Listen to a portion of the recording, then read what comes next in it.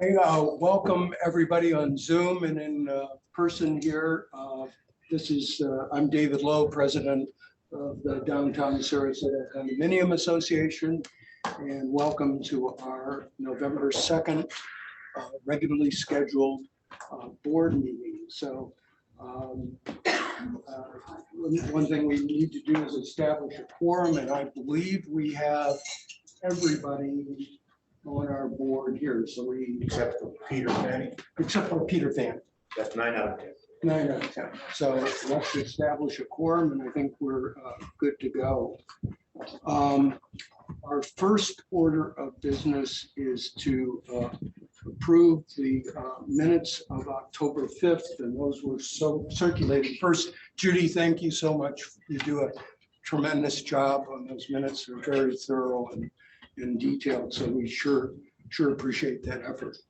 I have a couple of corrections. Okay. There are 2 corrections in the section on the Arts and Cultural Committee Okay. report. One has to do with, where is the copy?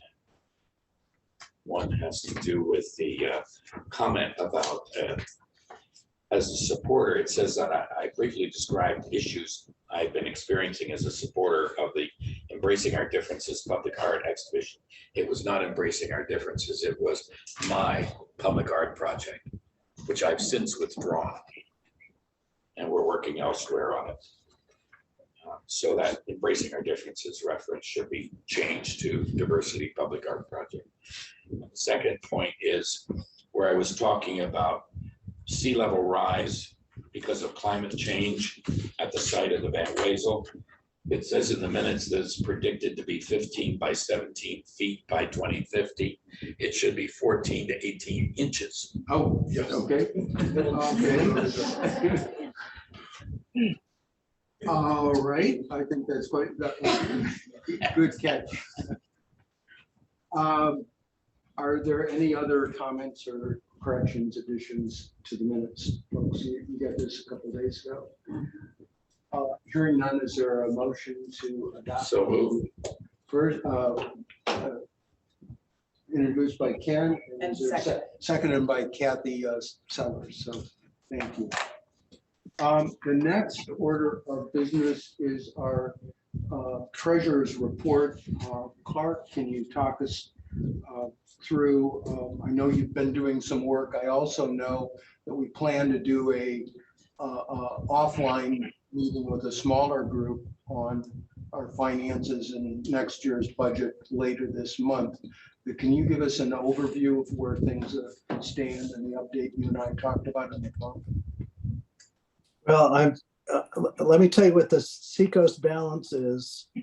Our Seacoast account right now is $5,666.88. And I have a spreadsheet that Yvonne and I worked on, mostly Yvonne, and I will send it over to Patrick if he wants to put it up on the screen. And let me just see. And we'll give you a pretty good idea of how we made out on the events. Let me see if there is a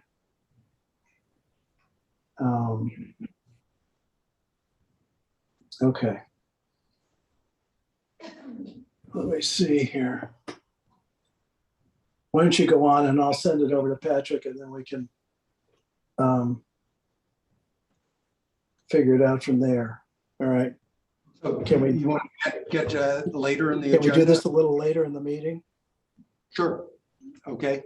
Okay. Anything else as a top line thing? No, we'll come back to this and screen share at that point, right? Yeah. Okay.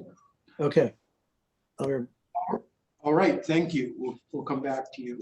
The next thing I'd like to do is invite our guest speaker, and we are really pleased to welcome one of the people who keeps the train running and everything secure in our city, Herminio Rodriguez. I understand is 25 years in IT experience, 7 or 8 years with the city. Prior to that, he was with Rutgers University. And just in spending a little time with him on the phone, I get some sense of what he's up to and his grand plan. So he knows that our practice is he speak to us for about 20 minutes, and then we'll have some time for questions. So without further ado, if you'd like to stand or sit over here where this will be, okay, and view both of that camera. Thank you. Take it away. I need a second to get my technology working.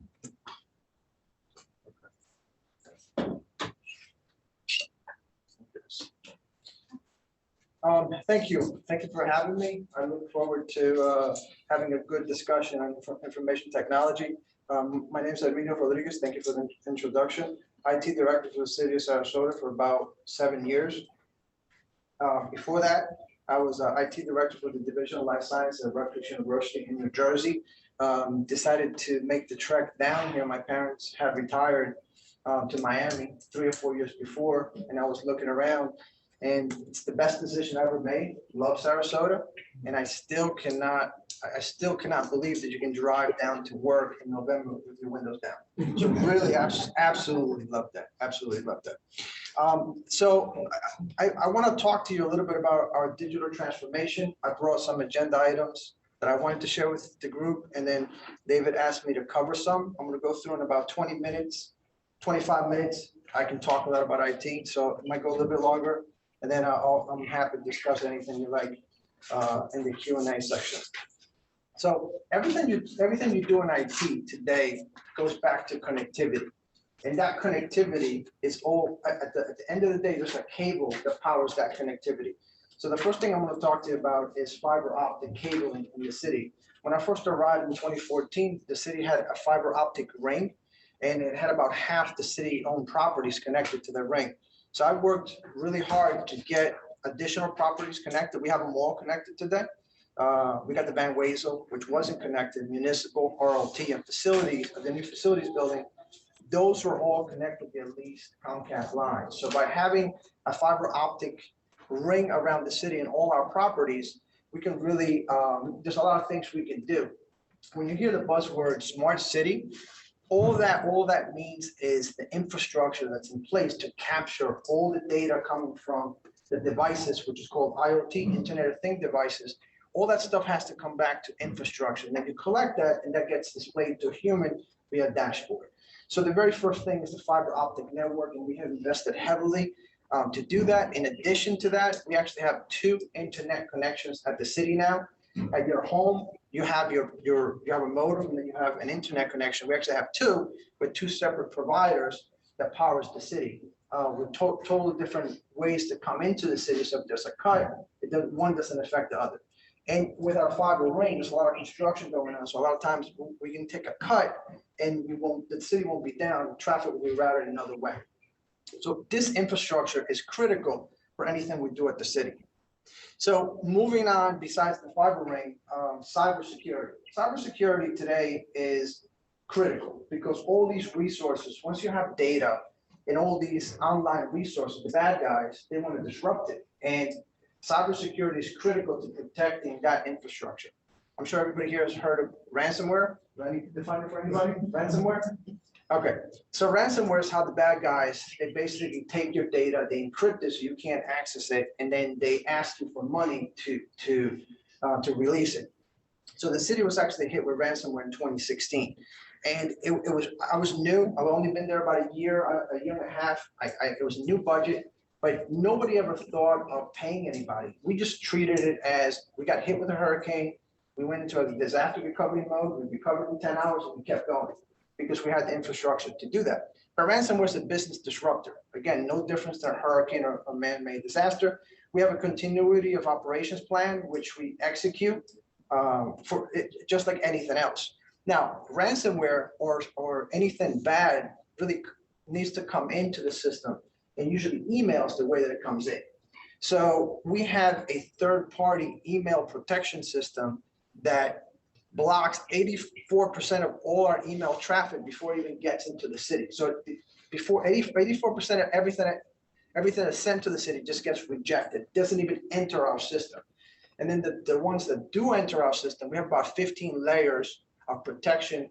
And there's all kinds of things, but basically we check all the links to make sure they're good. If there's any attachments, we expand them in a sandbox and things of that nature before it gets delivered to the mailbox.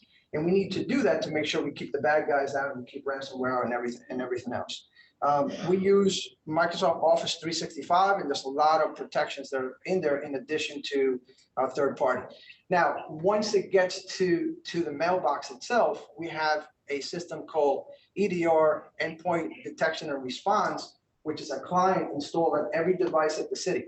And that client has a real-time service desk, I mean, a person in America that's looking at that. And if that computer does anything that it shouldn't do, such as talk to another computer or try to copy files that you don't know of, that the EDR provider can actually stop it, disconnect it off the network, and call us. Second, in addition to that, we also have something called an MDR, Managed Detection and Response. Again, 24/7, 365.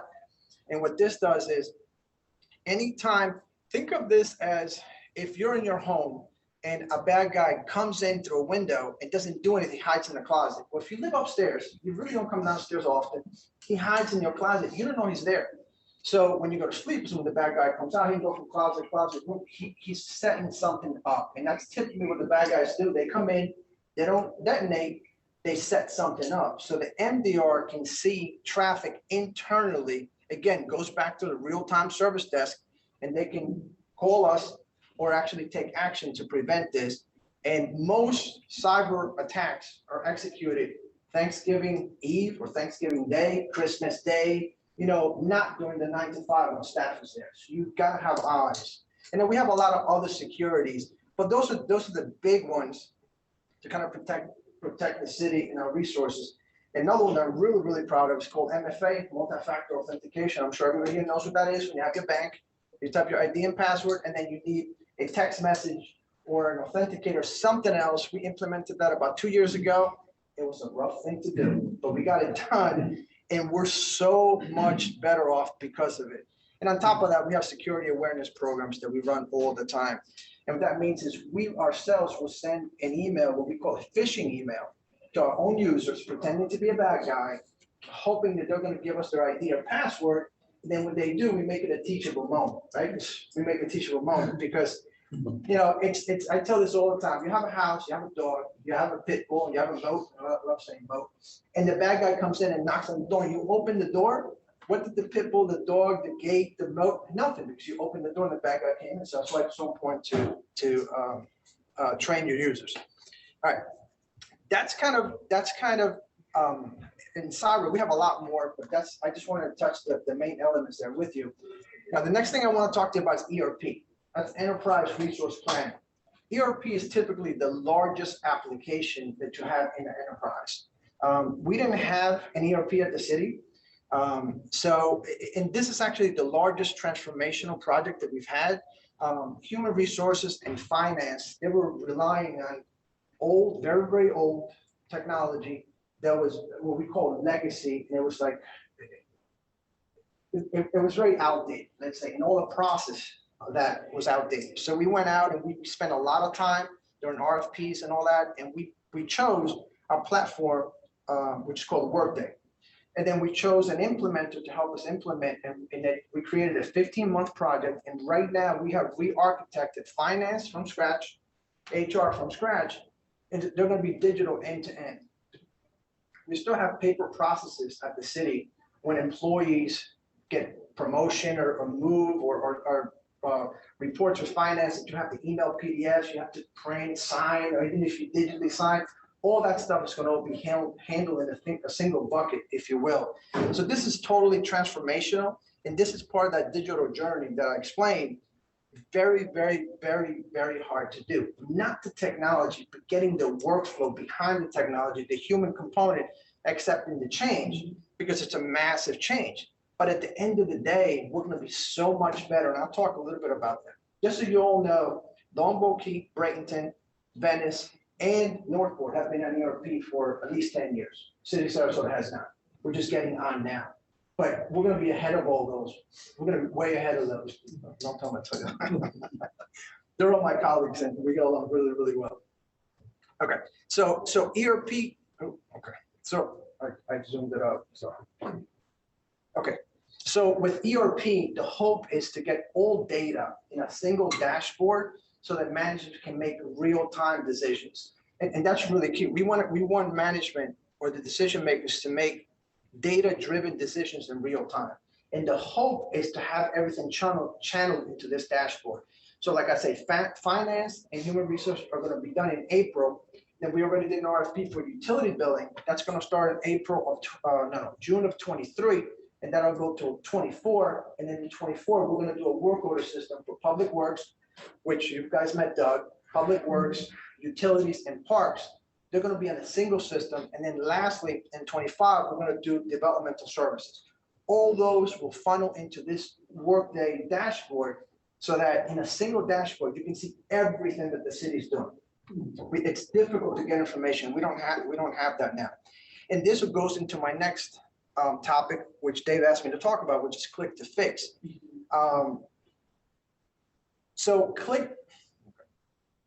Click to fix. June 16th of 2021. We've been struggling a while to get an application for the city. Applications are very, very easy to do. It's a no-brainer. The issue is the workflow, the back end. How do you get the departments to talk to each other and to work when they're kind of different silos because they do different things? That was the hardest thing to do. But we got that done in June 16th of 2021. Now, we've had 1,986 work orders come in through Click to Fix so far. And in the last 7 days, we've had 87 work orders come into the city. And of those, 35 have been through Click to Fix. We're not at the halfway point yet, but we're getting close.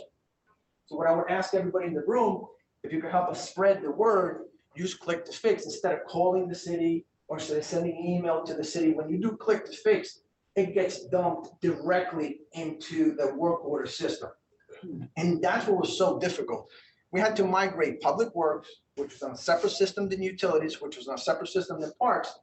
And we didn't have a software platform that can do all that. And we didn't have funding either. So we got creative, and as part of our GIS suite, we have a site license for GIS. There's a system there called Workforce that it's a closed system that can do a couple things very well. And we were able to take Workforce at no cost to us and migrate these 3 departments to that, their entire workflow, train everybody. And that's how we were able to launch the application. It all rides on Workforce. Yes, sir. Just make a 30,000 foot Yes. view Yes.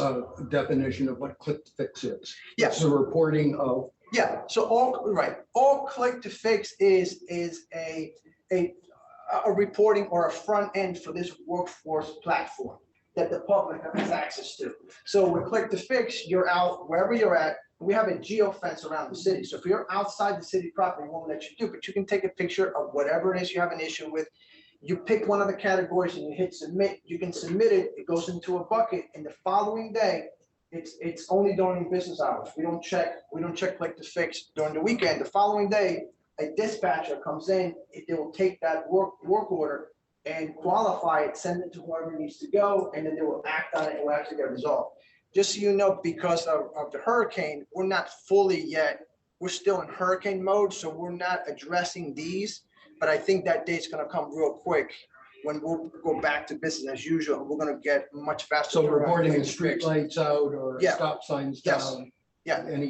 Anything that is not working at the city, anything that's not working at the city, you can take a picture of it and send it our way, and you can report it. Yeah, exactly as you said. All right. Who actually manages that workflow? I mean, besides which department? So the dispatcher, each department has a dispatcher. And what happens is when all the work orders come in, all the dispatchers can see them, and they basically take the ones that they own and they assign to whomever. And now the ones that don't get assigned, once a particular dispatcher finishes with the workload for that day, they'll go back and they'll take this one because this one's really a county problem. And they'll either call the user back or send an email to the person who submitted it, and say, hey, that's a county problem, that's an FDOT problem, or yeah, to that effect. And has there been any update to the email that goes out to the submitter? So, On the completion that actually gives them the details of Yeah. what it was that was done? so I asked about that, and I actually met with a couple. Yeah, I asked about the problem is that when there's a problem, sometimes we'll get 10 or 15 of the same issue. And they usually will update one and the rest they just put closed. And I know that David brought that up to me, and we can have further discussion, but that's what the issue is. Yeah. We get 20 or 30, and the dispatchers are people who turn the wrench. Okay. And a lot of times they're working on a small device. It's easier to say completed than cutting and pasting and sending away because they've done this 20 times already. But we'll do what we need to do. Okay, so yeah, anyone can submit a ticket, even with their own address. It's totally anonymous, and you just have to be within the city to do that. All right, moving on, so I'm on time. I was asked to talk about 3D modeling. So we're putting a plan together now. I believe, I hope these numbers are right. We have about $1 million in funding, and we're trying to get a grant for another $1 million for a total of $2 million. That's what I was told. So the way this would work is we would get a manned aircraft, we'll fly over the city, and we'll use something called LiDAR, which is very similar to radar technology, and then we'll create basically like a table like this of a Lego set of blocks. And every building will be a block depending on size. And then we would have to go back and we would have to take pictures of each of the size of the building and drape those pictures over each block to make the 3D model. Now, I was asked about trees as well. We already have a tree inventory. So it'd be very easy to put another layer of trees. We know where the trees are. The only thing we don't have, I think, is the size. So we may make all the trees 30 feet. I don't know if that matters or not. We're still working through that. And I was asked about the zoning text amendment. I know it's being discussed, but nothing has been finalized yet. Getting all this, what I'm told is getting all this together, once we get the LiDAR data with the kind of staffing that we have right now, it probably is about a 3-year process. That's what I was told. Too far. Okay. Give me a second to. Now, can I Yes, just sir. quick ask Yeah, you, as yeah, you're yeah. doing that, are Yes, you sir. tied into the thing that's coming up on tomorrow? Yes. The, at SRQ, the media studio, are you gonna be going to that? I mean, this discussion on the design.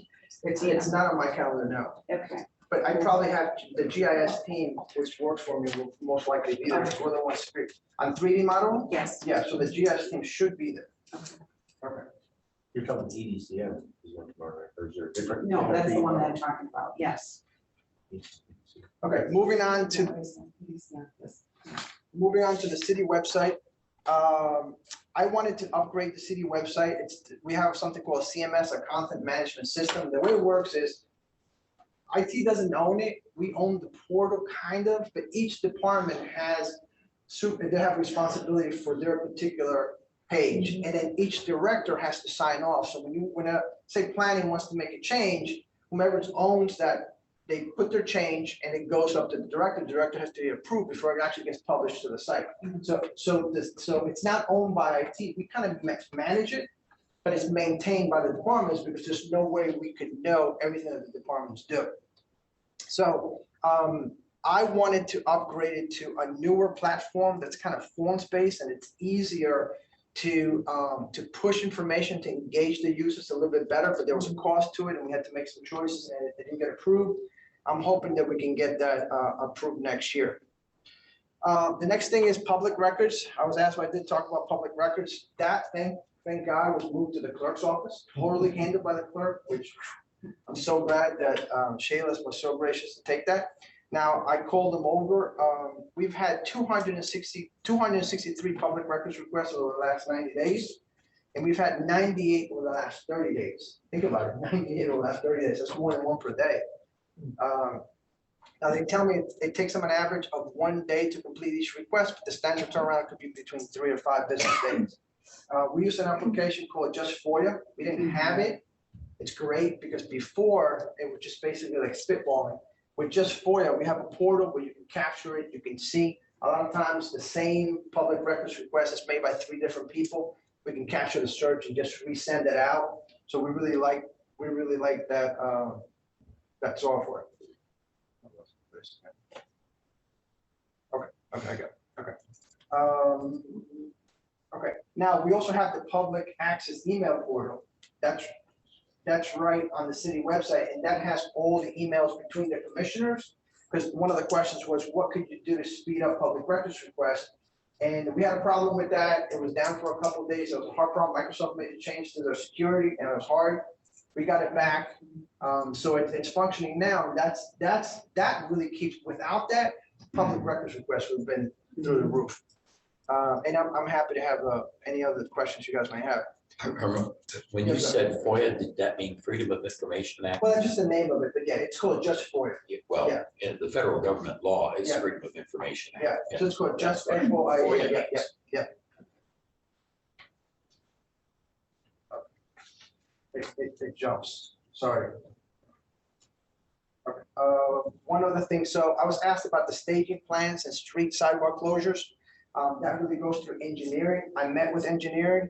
If you go to sarasota.fl.gov, the main city website, and you click on the globe on the left called GIS and Maps button, then that opens up, there's about 6 applications there. The one to the left is called Closures and Detours. If you click on that, it'll open up to a map. And that map has shaded areas. If you click on the shaded area, you can actually go and you can zoom in, and it has a lot of information that are some of the things you were asking about. I use north of Gulfstream and the roundabout, and if you open it up, it actually has a pre-phase map, and it has a phase 1A temporary traffic movements, and it's a FDOT project. So what I was told by engineering is a lot of the construction in the city, sometimes it's us, but a lot of times it isn't. It can be a state, it can be DOT, or it can be the county or somebody else. But we have limited control on what's displayed. But this is a great place to go to find information. And I mean, I'm happy to take any questions. I had a short discussion with engineering about that. Is there any way to subscribe to changes? So when something is added or edited in a particular geographical area, that all changes will be wrote. There's an email subscription service, I know, for different things. Yeah, I don't know. This is not part of the website. It's part of that GIS graphic information system that I told you about. I don't want to say probably, but probably we can probably make something work. But typically with a map, you go to the map. The map doesn't come to you. That's just the nature of the beast. You go to the map and it displays information when you click on it. But it's something maybe we can look at. Maybe more earlier in the process Yeah. is before someone makes the map change. Right. There's a piece of paper, there's a document that's Yeah. been approved, an Yeah. LOT or something to close the sidewalk. How could that posting of that information be added to a page that then you subscribe to MOTs or whatever, things of that nature, staging plans? You know, anytime there's a new one added, they put up there. I know you got development services 3 years down the road. Yeah. But in the meantime, Right. I'm all thinking. development's going on. So- Yeah, my head's spinning. That's what I do. Okay. All right. So very quick. I just have 3 other things, and I'll be done. We have our storage system. That's all the data that we have at the city. We're replacing that with it's called the HCI, hyperconverged infrastructure. It's basically servers used to be the size of a refrigerator. Now they brought them down to about the size of a pizza box. And there's a lot of power in that pizza box. So everything's been minimized. So and with that, it's going to lower our footprint, less heat, less cooling, and blah, blah, blah. That kind of stuff. We're happy to do that. We're happy with doing that. We also have backup systems are critical. And we have backups. I don't know how many people in the room know the old tapes, like remember the tapes, the cassette deck tapes, we actually hack those and we send them to St. Pete. And I'll tell you why that's important. We have our data at the police department and at City Hall. We have tapes to St. Pete and we have data over a wire at Boston. And then we also have disaster recovery at Boston. That means if the city was wiped out, we can actually run 80% of the city, our applications from Boston. That's called disaster recovery. And then we also have backup in AWS, which is Amazon. And lastly, but not least, two more. Our core network, we're upgrading our core now with a new Cisco Catalyst system. It'll be a 25 gig backplane. So that fiber ring is going to run at 25 gigs. Hyper fast, so we can get data in and out and around the ring very fast. Lastly is Wi-Fi in the parks. We actually finished MLK kind of. It's working now, and I'm supposed to tell you that we're testing it. So in the MLK, it's going to be 2 access points, one in the building and one in a pole, where the vendor forgot to do directional boring to the pole. So we put both of the access points in the building. It's working now. Our filtering is good. Everything is working, and we have a ribbon cutting, I think, for the 10th. At which time, then December 25th, they're gonna come back, do the boring, and then we're gonna move the access point off the building into the pool. But even with the 2 access in the buildings, I walked around the entire park with my phone, streaming YouTube with data off, and I was able, and it worked. Well, all right, that's all.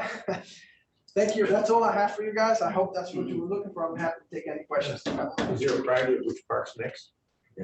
Um, Maybe downtown? no, it's gonna be the Bayfront next, because it's not us, so the vendor, the equipment that would do Arlington and, Bayfront? no, Arlington and Payne, I'm sorry, is back ordered in China. So the Bayfront, we don't have, well, we have the equipment, but we don't have the circuit yet, but we're gonna put that circuit on December 25th.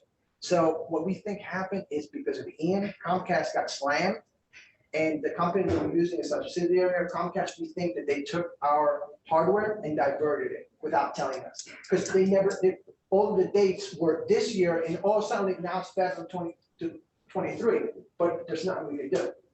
So that unfortunately looks like it's going to be Bay, and then in February 23, or maybe sooner, then we can do those two. Yes. You're gonna be the Bay or Bayfront? Bayfront, I'm sorry, Bayfront, I'm sorry, yes, Bayfront. How secure are those networks going to be in these parks? Very secure. That's a great question. So this is what we did. I don't want to turn, I don't mean to get my back to this. So yeah. So I'm used to it. It's hard. So very secure, because we actually ordered 4 circuits. So each park has their own circuit, and that circuit is totally, has nothing to do with the city. Totally nothing to do. So each park is self-contained, and we do have filtering services. So we're blocking about 12 categories of bad stuff. And it's totally isolated from the city's network. So from that aspect, and they're monitored 24/7. So if somebody's doing something bad on it, they'll be blacklisted. Their MAC address, which is like a fingerprint, would be put on a blacklist, and they won't be able to connect unless they call a server that's improved that they're not doing something bad. Yeah. I got a question for you on the click to fix. Some of the services that you have on the app, I've heard from concerns from people. One of them, let's just say you have noise complaints listed. Yeah. People go into that, it says to call the police. Yeah. So there are other code violations that are. Yeah. Are we working on this? I mean, No. what can we tell people? No. Or take that off of there or something? Let me tell you what. Okay. So we can't take it off. So this is all legal direction. So we have to work within the legal framework. And the problem is, for whatever reason, I don't understand it, but noise complaints are the police's problem. So if somebody has a problem with that, we still want click to fix to be useful. Because let's say it's the first time you click on noise complaint, it tells you to call there. At least they told you what number to call. It gave you some information. Right. But we can't log it within here because the police are not part of this system on purpose. It has something to do with some legal requirement. And with code enforcement, because of that new law they made, code requests cannot be anonymous, and click to fix is anonymous. That's why we can't have it there. So all we could do is point them to where they need to go on the portal. So the other flip side of that, is anything being developed for that application to be used to tie people in with the police so that things can be reported? For noise complaints, Well, it could be anything. Let's just say it could be. I haven't been part of any discussion. This is the first I've heard there was a need for that. Yeah. I think that is something that has been brought up amongst citizens, so. I'll take that back. I haven't been part of any discussions. I haven't heard anything about that. Any other board questions? I've got one. Okay. You mentioned about the 3D model. Yes, sir. And maybe a 3-year project, $1 million available approximately now. Yeah. Is there a rollout of aspects of that being available incrementally over the 3 years, or all or nothing? So, no, well, that's a good question. I don't have the answer to that. I know we're working on it now. We have a meeting coming up, I think next week, to discuss it. The thing is, they really want to get that grant, that additional $1 million matching funds, but I'm not sure how much we can do with the $1 million that we have now. But the thing is, there's nothing we could do until we get the LiDAR fly through, and I don't know what that entails or what the cost of that is myself. I think the input of DSCA on this is, Yeah. there's so much discussion about the comp plan changes, Yeah. zoning text amendments, building heights, building densities, setbacks, trees, Sure. sidewalk widths. And that there's so much angst at city commission meetings. And that I continue personally to make the case that a picture's worth 1,000 words. And, Yeah. and that if residents could see modeling, maybe if there's a focus initially, I'm going to be selfish here, on the downtown area where most, Yeah. a lot of these issues are, that those pictures and those depictions and the ability to modify those. And here's what something looks like with a taller building, but more of a setback. And people could visualize that ability to have 3D models, I think would save countless heartburn and dollars and be a real investment. Yeah. So I've heard that, and I've been part of a lot of those discussions. There's challenges on the IT side to get there. Right. And once you get there, there's care and feeding for it too. You have to care and feed, because what will happen is one of the buildings won't have the direct shot. And what we have to do is we actually have to use our drones to fly all 4 sides of the building to get that, or some type of high-end photography from the ground. And then we have to drape that on and do that times, a couple hundred times, however many buildings we have. And so we have to take staff to do that. And we're barely keeping up with the workload that we have now. So it really depends on priority and what the decision makers give us. your vision, the direction is to do this kind of in-house? That's As opposed to, that's what I've been, that's what we've been Okay. talking about, as opposed to outsourcing the whole thing.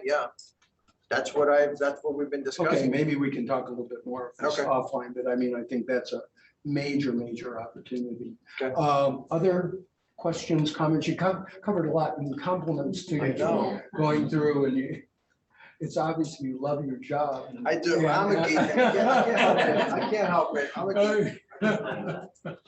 And we appreciate you. Is there anything else, anybody, our member reps, anybody? And yeah, Patrick. I'll just say one compliment there. I appreciate you went to an issue with the email addresses of the staff directory. Yeah. Online or not, and it won't back out to post them, but if you click on it, you get a nice form. Yeah. To submit it, but having the email address allows someone who does have a communication they want to do. Oh, there's a new person in the planning department. Yeah. I remember her first name, let me find it, get the whole email, Yeah. and then send out your separate message. Yeah. So having that Yeah. address, I know you have to keep all this bots and so forth. away from Yeah, that. yeah. So that was a good compromise. I It appreciate was, and we worked, and I remember that. Just the backstory was, we wanted to remove all email addresses, because you have hundreds of thousands of millions of bots out on the internet. And all they do is reach for email address, because then that becomes a target. So we're being targeted. So the more email addresses we can take offline, or even put a picture up, because they can't really read images, it's better. But by putting key personnel, not having everybody, that helps keep the city a little bit more secure. So yeah, thank you for saying that. Yeah. Yes, sir. More than likely next week, the future land use plan is going to be approved by the commission. Yeah. How soon are the details of that going to be up on the website?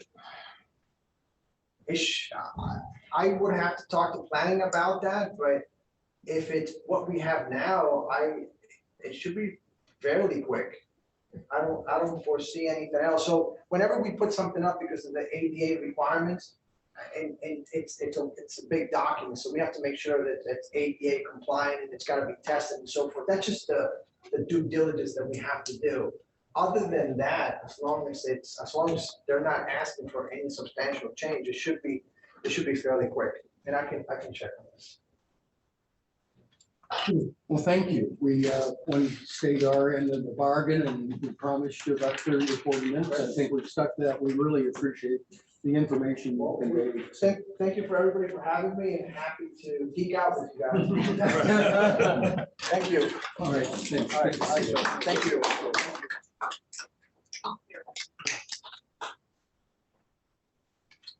Wow. I learned some things, but I hope there's no test.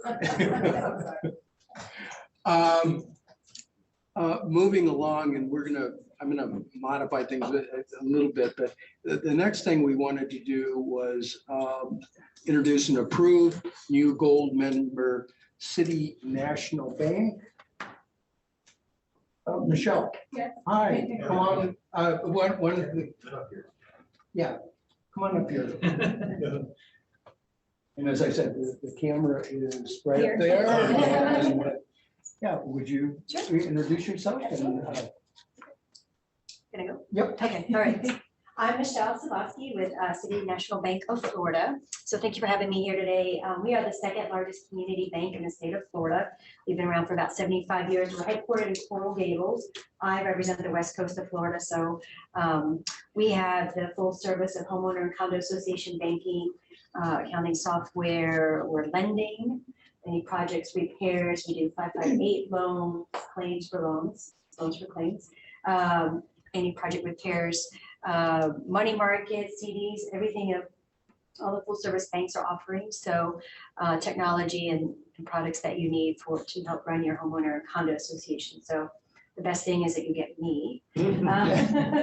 So I cover, like I said, I cover the West Coast from Tampa down to Naples, but so we're looking forward to being here. Well, great. Well, thank you for coming. And Where are you?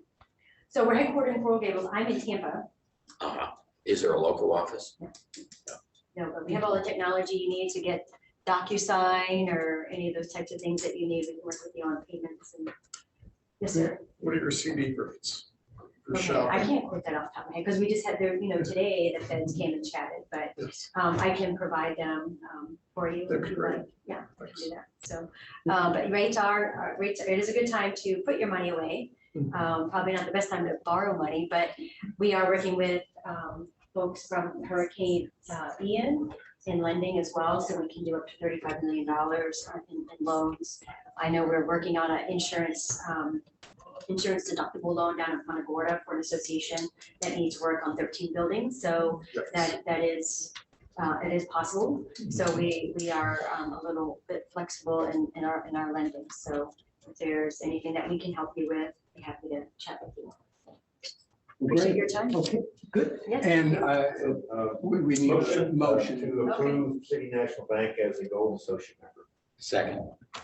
Well, thank you. All So you already have my And all in favor, I think we have a unanimous on this. Okay, thank you, Michelle. Welcome. Thank you. I'm going to maybe have a little president's prerogative here, move some things around. Jamie, I know you have to leave for an important thing, so may I ask, let's just move for the moment to the Associate Events Committee report, and then we'll jockey things around. Unless anybody has a real issue. Okay. All right, so the best news of all is our October 20th workshop was a huge success. We had almost 100 people there. And we actually made money. So we made $1,009. So I was pretty excited about that. So that's the big news of the day.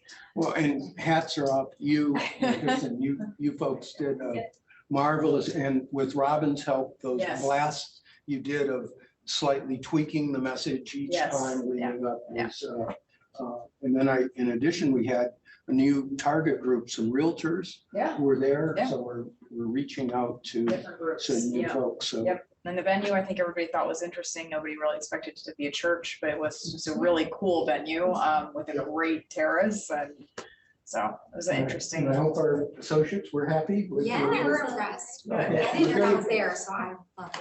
Yeah. Great, great. Good, good. The holiday workshop, I'll just jump to that, and if you want to jump in on the grant, will be on 12/7 from 5:30 to 7:30. Bob and I will have the wine, and we have the caterer set up. So, and then of course the glass of luck. We should do a 1 month send out for the reception, not the meeting. Okay. Meeting usually usually goes out a week ahead, but I think the reception, we should set that up for several notices. You could probably find some of the emails we had in the past. No, specifying, member reps and their spouses, et cetera. And what I've done at this point through the admin people at City Hall, they have blocked the calendars of Marlon, Pat. Great. and the commissioners for, tentatively have a block on that time slot. I did want to throw out one thing if anybody's interested. This is a cute little event. It's like right over by the garden. Is actually in the garden club. It's for Save Our Seabirds, which is a great cause. It's called Art in the Garden. And it's $50 to go. And it's going to be a lot of it. It's obviously to support Save Our Seabirds. And there's going to be a lot of artists there. There's going to be some food and some cocktails. So I'm going to leave the information here. So if you guys want to grab a flyer, that'd be great. What date? And it's going to be on, thank you very much, on Sunday, November 13th from 4 to 6.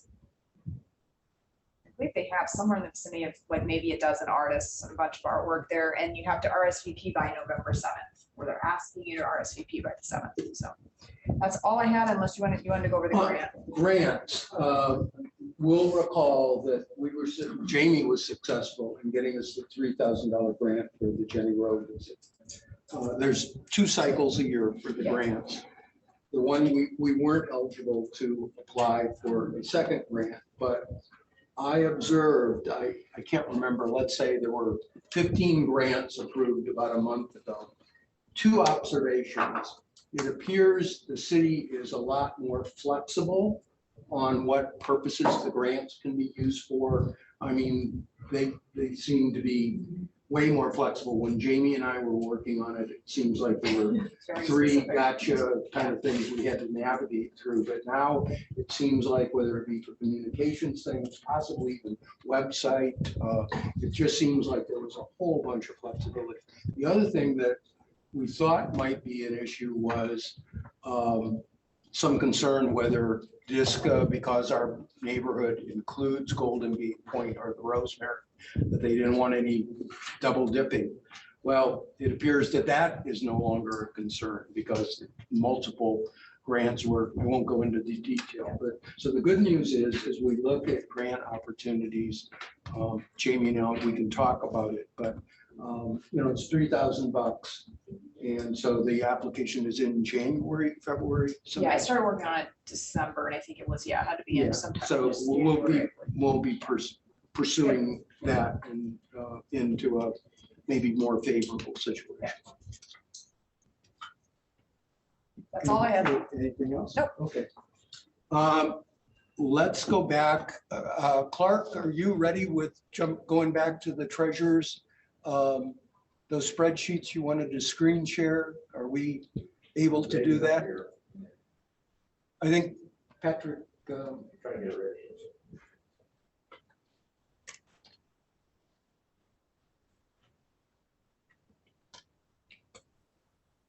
Hi, yeah, I sent a spreadsheet to Patrick. Okay, we're looking. Okay, I hope you can display it okay. I realize when I've got all my files in OneDrive, all you get is a link, so I had to find another way to get it to you. Are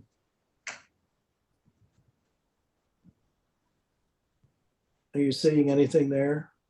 I've got it, 1 second, just getting it. I can talk to it. Get where it's viewable here.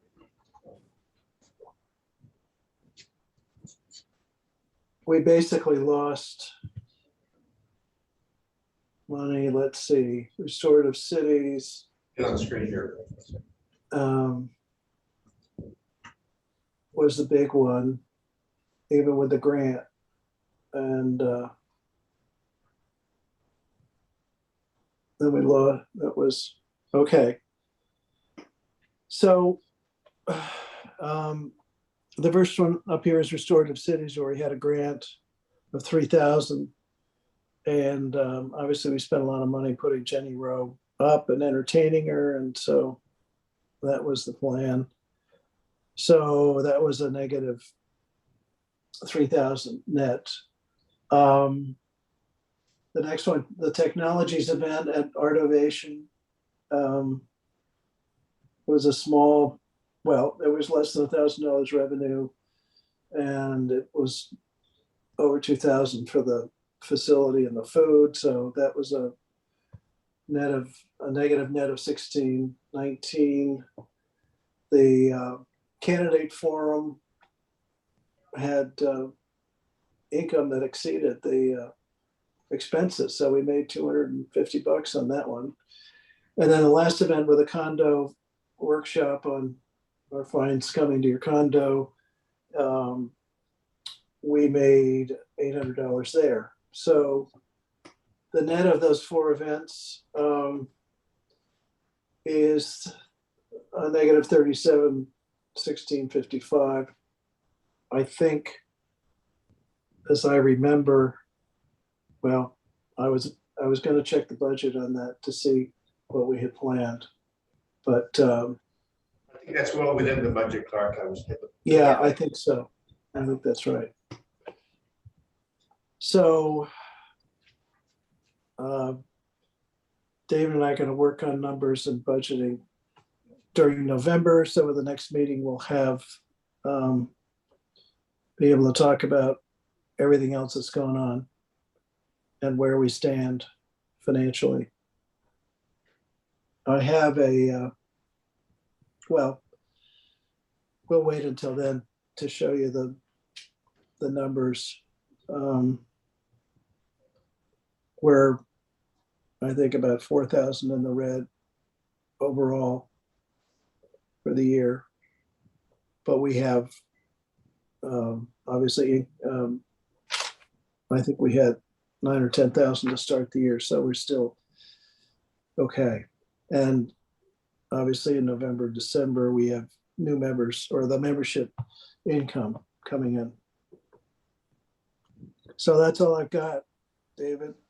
Okay, so to be continued, but I'll arrange a face-to-face meeting with you, Jamie, Patrick, and me, or some group of us in the coming 2 to 3 weeks in advance of our December meeting. With coming up on Thanksgiving period, we probably needed to do it a little bit earlier rather than back up to our meeting. So I'll be in touch with you to set something up. So thank you. Thank you. Good. Okay.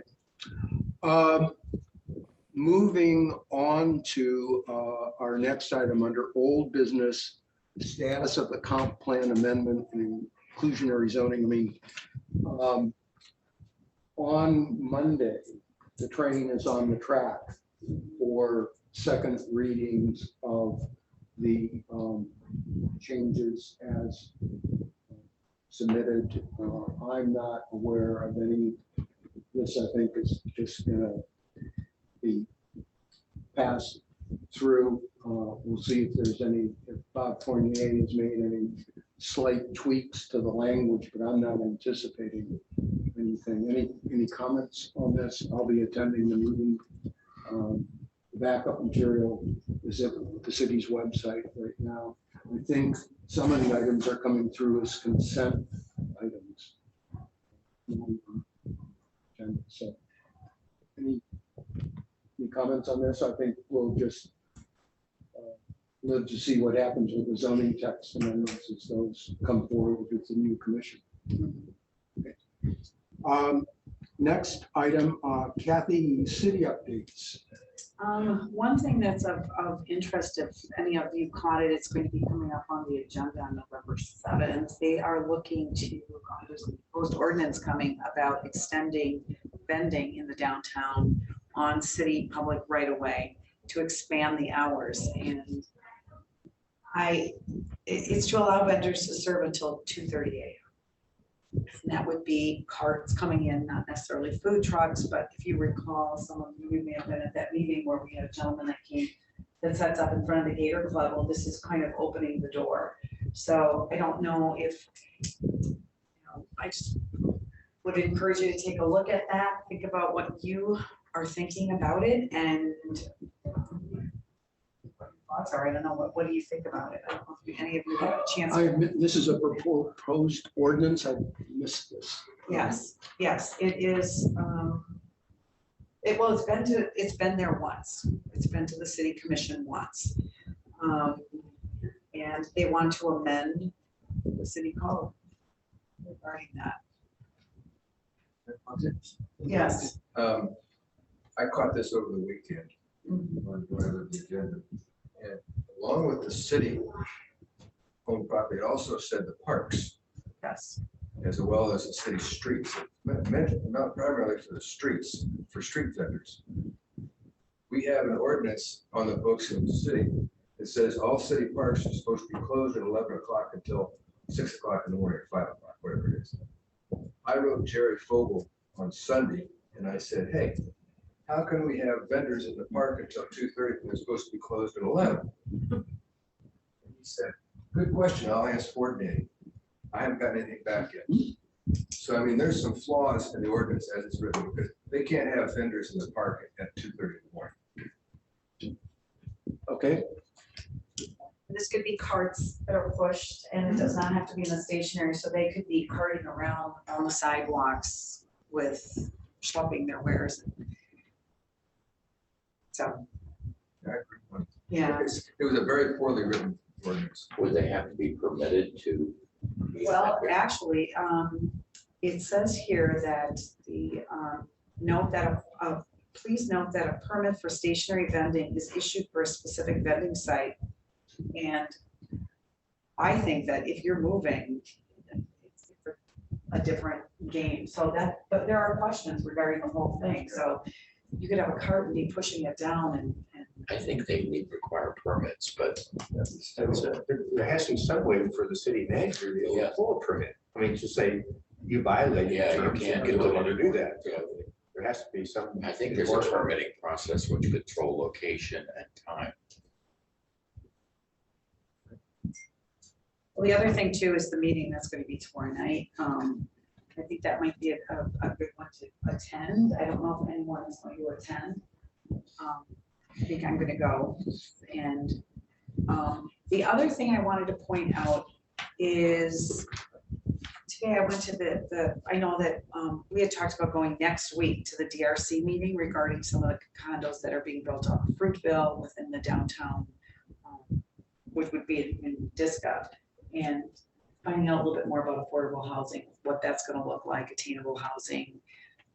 I don't know what the parameters are going to be around about that building, but I did go to the one today regarding apartments that are going on Main on the other side of Washington and spoke with the developer, and they're at this point that's not on their radar. They are within a certain limit of height. They're not asking for any exception. They're not, so he said it's up to the developer as to what they're going to be doing as far as more attainable housing. And I'm not sure at this point what they're going to do.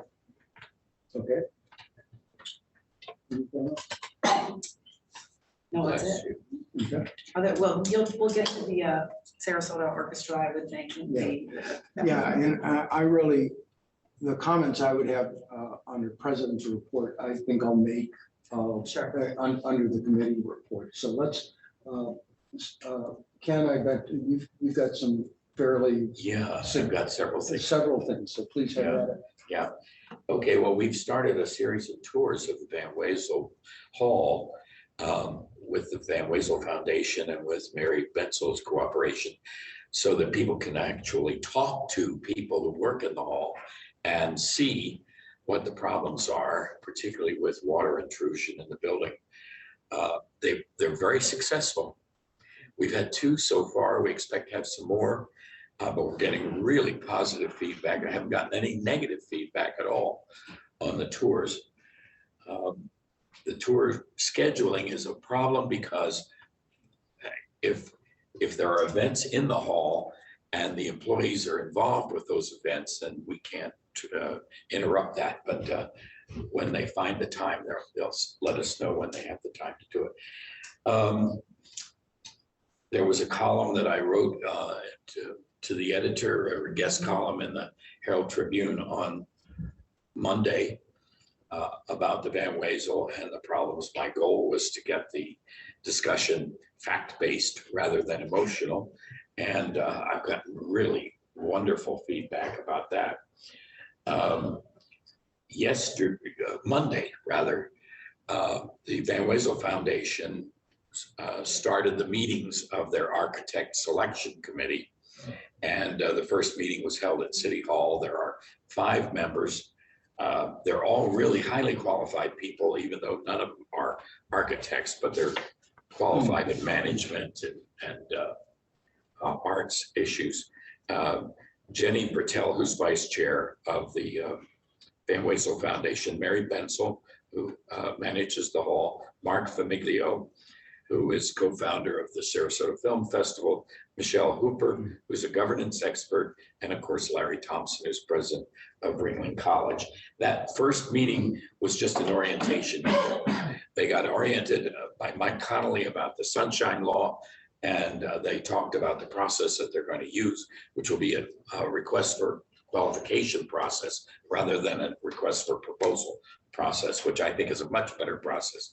It's focused on who's really qualified to do this before we ask them to design something.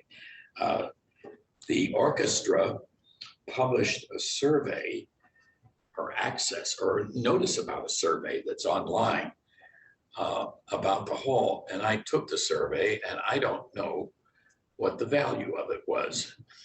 I really have no idea what the value was, but it was interesting. It never mentioned where the location was. Yeah, the newspaper article that initially had the survey talked about the location. Mhm. The survey The survey itself doesn't. Yeah, I don't recall. Does anybody else? I thought it mentioned something about Fruitville, but there was no exact location. I thought it was kind of, didn't it say? Towards the end, Right. one of the second, third last from the end, so all your previous questions, Yeah. you assume were where, without saying where, they're thinking about Yeah. moving to a place without saying. Without saying where. Well, there's a question later on about Yeah. location, I believe. Yeah. Okay. Well, the issue is, of course, for these other organizations that they're trying to get to use the hall as well, which would help justify building it and the cost of it. And, I did a survey for the Van Wezel Foundation on that very issue with arts organizations who need performance spaces who don't have their own. And they all said they want to be downtown. They want to be on the Bayfront because that's where the audiences want to go. They want to be near the restaurants. They want to be near the Bay. They want to be near other arts organizations. So I just don't understand why at this point they're doing a survey. I will say though, it was great that you sent that out. I did a big push with the email. I forwarded the email and trying to get other people to get on there, and regardless of their opinion, I think that it's important to have. I think a lot of people are pushing for it to be downtown. Let's Yeah, put it well, that way. and Patrick, you want to cover your recommendation, what we're moving ahead with? Can I Oh, finish? I have okay, sure, okay. One more thing real quick. On Monday night, the Arts and Cultural Alliance is sponsoring the Sarasota Youth Poet Laureate Awards ceremony at the Historic Oslo Theater.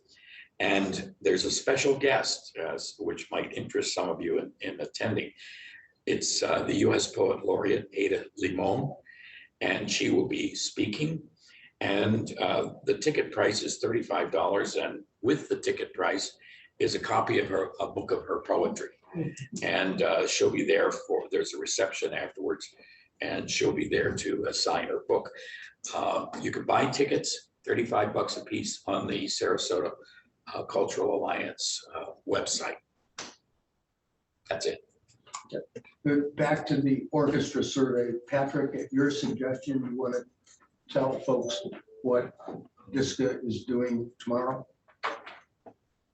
Yes, so as we have done many times with things going on that affect out here, we put out what we call our news flashes. So they're not part of a regular monthly newsletters going out. And we just sent one out today about the EDCM meeting tomorrow. Typically we didn't get the flyer till a day or two ago. So, but we put together essentially the link to the article. So it's a news flash that'll go out to our members to take the survey with the reference to the article itself for that. Yeah, and the lead-in indicates where they're thinking of going, right? So it puts the survey in a context, right? Without influencing how people fill out the survey, obviously. So that'll go out tomorrow. Like, yeah, she's got a schedule that's all been set up. Yep, okay. That's it, Ken? Yeah, Yes. okay. Yeah, and hats off to you for that work on the tour of Van Wezel. I mean, that was brilliant. And I think my sense is now there's a growing move to separate a discussion about the current Van Wezel and the new potential performing arts centers, whereas people my sense have been around City Hall a lot, is they were all kind of mixed up. And I think there's a move afoot to kind of compartmentalize those, which I personally think is a good thing, right? And I don't think the public generally knew about the engineering study that the city had done a year ago. No, So Ken, if you have other tours that are happening, would you just put out an email? Well, David and I are talking about how we're going to do that. So we've had about 20 people on the tours. I think the idea is to keep the tours decently small. they have to be, They have to be. they have to be 8 to 10 people because the staff can't handle it and the space Right. can't handle it. It was a good size that we had. Yeah, you had 10. And I'm now aware Vice Mayor Batty is going on a tour, and it looks like all the commissioners are now getting. Well, that's very interesting because all the commissioners had been offered the opportunity to have a tour a long time ago. And apparently none of them but Jennifer took the tour. And Jennifer came back last week. So, and Kyle actually got in touch with me and asked to be put on one of the tours. And I said, you were already offered that opportunity, so. If I could very briefly, Ken, I would like to say also the editorial you put out, I thought made a couple really good points in that. While it's absolutely needed to have a new art center with a growing community, and the current Performing Arts Hall has its water intrusion problems, anything new we do has to be done economically sustainable. Yeah, and so it's not willy-nilly, we're just gonna build it, and we'll put the price tag on the future, but it's gonna be well laid out. And that we're not talking about destroying or getting rid of the old Van Wezel, finding, having a committee that gets put together and looks at repurposing it. So I thought those are key points. And otherwise people say, oh, you're not relishing or respecting the past, the history, et cetera. And the functionality of the old hall has to be kept in mind because if you do flood prevention efforts or structural changes, it's going to affect the functionality of the building. And so. And I think another point that I think you make in your article and is getting more traction is the idea that a 1,700 seat facility, just the economic sustainability is just not likely to be functional. You need 2,200 plus to amortize. All you have to do, David, is to look at this year's program. Oh, yeah, goofy. Yeah. Yeah. That's what's happening. Right. And the public isn't aware of that yet. But if you look at the program very carefully, you'll see that we're not getting good shows. Right. And because the real good shows want that revenue stream at 2,200 plus and the physical limitations of Van Wezel with the height of the fly tower, whatever you call it. I mean, it's multiple factors that are making it more. Well, difficult. the offstage space, if you go stage left, it's unbelievable. It's like the opera. There's almost nothing there. Okay. Well, again, hats off to you for taking the bull by the horns and running with that. Green space. Okay. Homeless, Peter is not here. I have something vaguely homelessness related, so I'm not aware of anything Peter would have been working on. On health and safety, in March of last year, the City Commission approved 10 additional police officers. This was based on, and I circulated it in the backup material, a letter from the chief with a impassioned recommendation that 8 of those 10 officers would be deployed in downtown and Rosemary due to the increasing population, et cetera. last month, Josh Weiner of Cityside hosted a police luncheon and drop by kind of thing. And we engaged with Sergeant Morrison and talked to him about, well, it's been 6 or 8 months since March. What's kind of happening? And from an email he wrote to Josh Weiner, it's obvious he didn't know of this commitment, if you will. So between Josh and myself, we're trying to, Josh has written back Sergeant Morrison, trying to raise the question, shall we say, that it's been 8 months or so, and are those folks still being hired, trained, whatever? But it would seem to be reasonable if millions of dollars have been budgeted for these, $1.3 million or something like that. I think that was just for 6 months to, get these folks on board. And we continue to make the case that foot patrol in the Rosemary and downtown, the presence of somebody in a uniform has benefits way beyond just, the obvious. I mean, it's about community policing and relationships of the police with business owners and everybody else, and the perception of residents about their safety because of the presence of these folks. So I'm working on this, and we'll draw in you to keep you involved, but I wanted to share with you some of the background on this. So David, just quick, I know from the prior discussion we had with Pat Robinson when he was still deputy chief of police there, where he was hands-on with all that operational information. And I think it was somewhere 12 to 18 months from, start hiring to having on the beat with the hiring process and then the training process, et cetera. To get through. There's some fairly significant time, so it was not an immediate sort of thing. So we understand that, but at the same time, there's probably other people that could be shifted. Plus, also before the bike patrols. I mean, that is a big area, Rosemary, and also crossing over into the Bay Park, the Quay area was ideal for bike patrols. There used to be bike patrols on the west side of through Rosemary, Boulevard of the Arts.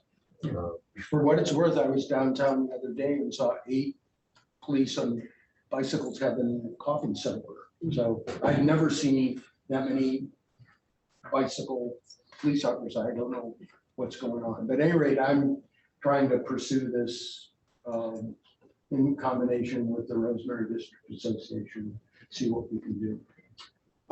Transportation Committee, Roger, are you there? Yes, I am. I've been out of town and out of touch. So the Transportation Committee is not met. And the only thing I have heard is that the roundabout at Gulfstream was delayed by the hurricane and won't be opened. It's going to be delayed at least 3 weeks. And then beyond that, I'm in a catch-up mode. Okay, good. Yeah, I'm not aware of any thing on transportation myself, so thank you, Roger. Zoning Committee, we don't have a chair for that. I will report, the projects, the development projects just keep coming. Yeah. I mean, they are every week, the development report is showing another project that has been rumored going to the DRC and something like that. My count is 1,300 units under construction right now, with 2,900 on the drawing boards, and so it just keeps coming. And there's mention of the engineering design criteria manual, which I didn't know what an engineering design criteria manual was until 8 months ago. That is what the workshop is on tomorrow. And that is, the reason it's important is because it sets the criteria for public rights of way. And trees and the public realm and the rules of the road, and it can get specific to trees. So a number of us will be going to see what they've got in mind. The timeline, I believe they have another 8-9 months that they want to try and get that done in. That the city has retained an outside consulting firm to help with this.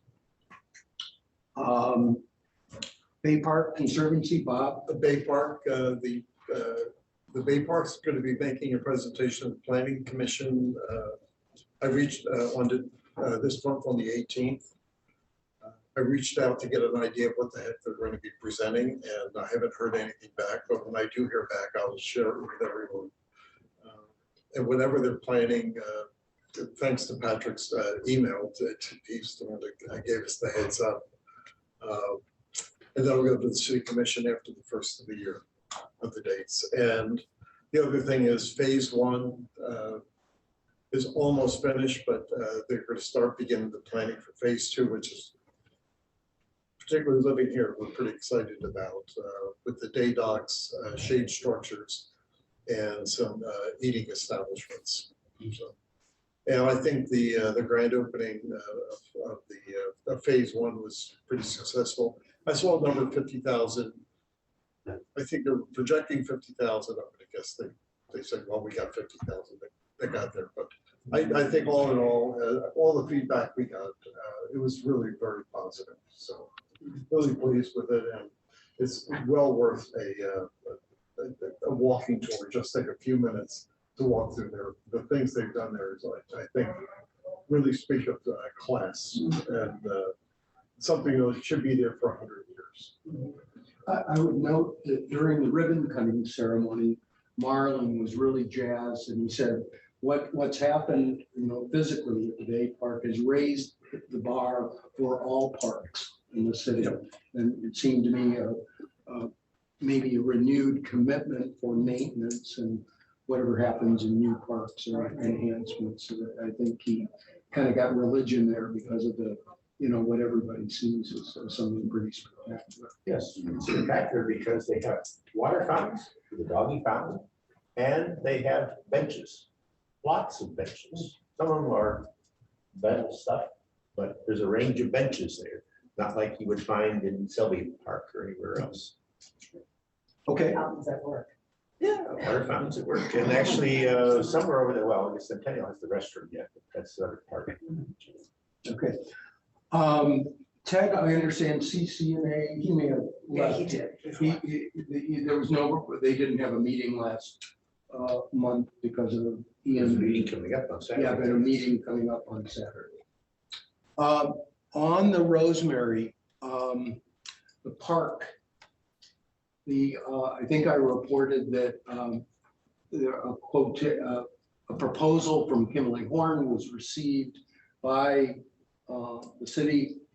They looked at it, it was too much money. There is now a discussion apparently about the city moving some of that design work in-house or handling it. So it's a little bit in the black hole right now. We are having, hope to have information in our community meeting. Rosemary's having a community meeting on the 16th in more details, and we realize that final community input is going to be part of as we get to this next stage. I attended the Lofts on Lemon ribbon cutting ceremony today. I think I shared something with you folks on that. It's beautiful. It's really, really nicely done. And the Rosemary is, we're proceeding to do holiday lights along Boulevard of the Arts, just strung up street poles. We've got city permission. So probably between Florida and near Lemon, we're going to have holiday lights. That's all I've got. Great. We have platinum members here today that have some new news. We love new news, so come on up and introduce yourself to the group. And hi, in front of the camera, we have our All right, favorite. can everyone see me? Awesome. So unfortunately, no new news, but so I'm Samantha Spano, and this is Melissa Rodriguez. We're both with Brown and Brown. We're on Mike Anger's team. We both specialize in condo insurance. Insurance is a hot topic right now. Associations probably aren't too happy with the insurance market, especially after Hurricane Ian. I wish I had better news to deliver, but we do have a few tips, takeaways from the past few weeks dealing with clients. We do have some clients down south, so we've experienced some horrible claims. A few tips. Number one, be patient. Carriers are having to hire subcontractors because they're overwhelmed with the work. 2, cash is king. And 3, be nice to your adjusters. They're there to help. So if you guys have any questions or concerns, we're here. We want to be a resource for you all. And we know it's tough, the increases. So please feel free to reach out. We're going to be here afterwards. So thank you. Thanks for having us. We always appreciate attending. Okay. And other platinum members? Who's going to speak for Cadence today? Oh. Hey there, how are you? Hi there. I noticed the camera, so I thought I'd come over here and Okay, sure. don't put baby in the corner. So I'm with Cadence Bank. I'm the area market president for Sarasota and Manatee. Work with Reba. Reba heads up our condo and association division. A little bit about us: we're a $50 billion bank, but we're a community bank. And what I mean by that is all decisions are made here locally. My office is right here on Lynx Avenue, and so pretty much anything up to 5 million easily is done and handled here locally. Like I said, I partner with Reba on the Condo Association Division. We've been dealing with a lot of stuff in our South Sarasota County and Charlotte County markets with the Hurricane Ian efforts, and so we've put together some special packages to help our folks down there from the associations, condos, homeowners, etc. And someone brought up affordable housing. That has been a hot button for us. As some of you may know, banks we work with a CRA, as far as credit goes, from lending to just even financial support. And so that's something that I would be very interested in. If anybody here, you contact me directly, because I would be interested in any projects when it comes to affordable housing in the city of Sarasota or Sarasota County in general. Like I said, we're a $50 billion bank. I like to say we're the bank, we're like an SEC bank, right? So we're in the Southeast. But once again, local decisions, local effort, and big part of giving back to the communities that we serve and where we live and work. So with that, thank you. Great, thank you.